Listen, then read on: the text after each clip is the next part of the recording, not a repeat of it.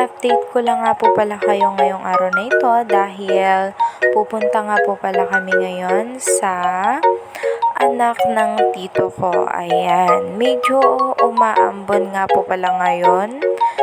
Kaya kung nakikita niyo dyan, kung napabilis yung lakad namin dyan. Kung nakikita nyo naman po, napakaganda ng tanawin dito, napaka-fresh ng hangin dyan.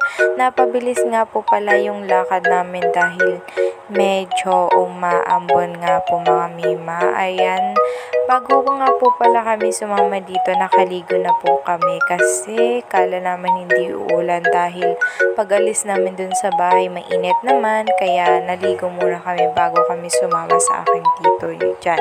Ayan, malapit na nga po pala kami dito sa fish pond ng aking tito.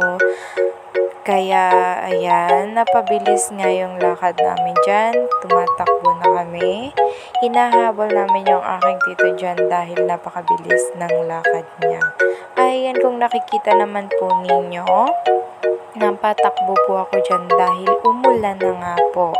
Napahinto nga po pala ako dito dahil may dalawang asong nakabantay. Ayan.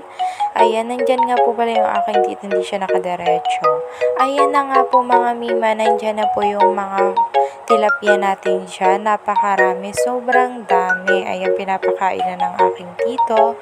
Kung nakikita nyo naman po mga mima sa sobrang dami, ayan. Ayan mga mima.